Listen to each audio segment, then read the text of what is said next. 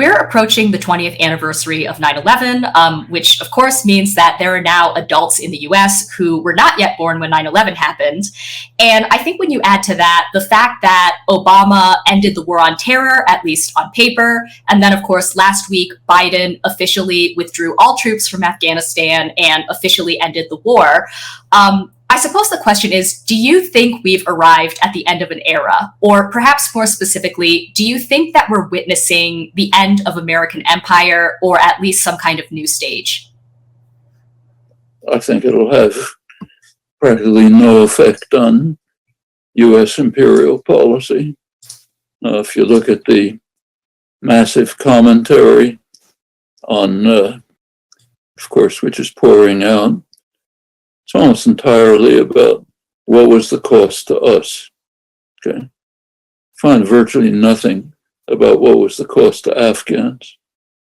There are a few interesting articles which are appearing showing that what the press understood very well 20 years ago was, but were ridiculing, was in fact correct. Namely, that there was no reasonable basis for the war in the first place, that the Osama bin Laden, they aren't saying it, he was a suspect when they started bombing. Well, if there's a suspect who you want to apprehend, you carry out a small police operation, probably with the cooperation of the Taliban, who were eager to get rid of him, but couldn't just throw him out for simple reasons of tribal policy. But they would have probably cooperated. They could have apprehended him, then worked to try to find out if he was actually responsible, which they didn't know. In fact, that was conceded many months later.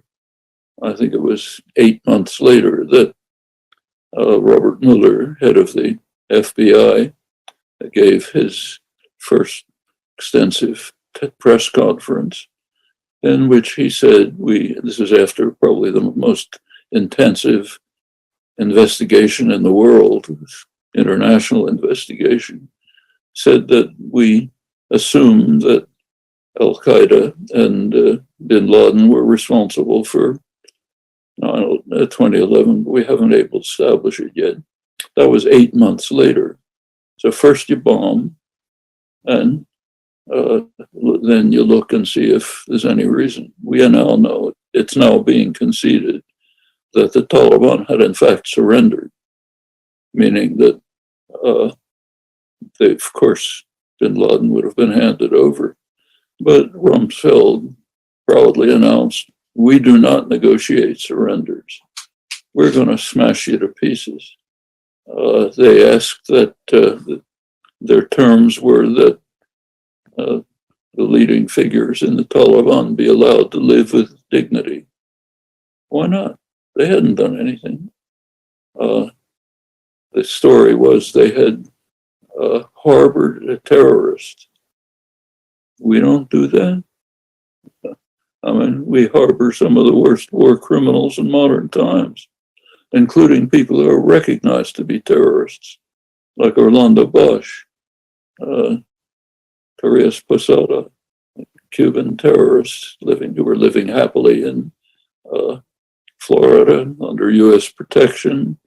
There's no question. Nobody doubted they were terrorists. They were responsible for, among other things, the bombing of a Cubana airliner in which 70 or 80 people were killed. It's called terrorism if someone else does it. If we do it, it's fun and games.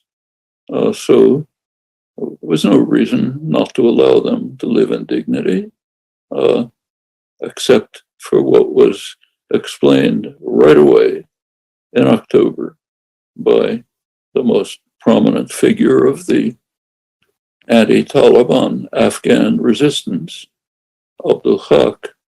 He was interviewed by a highly regarded Middle East, Central Asia specialist, Anatol Yevin. in the British press.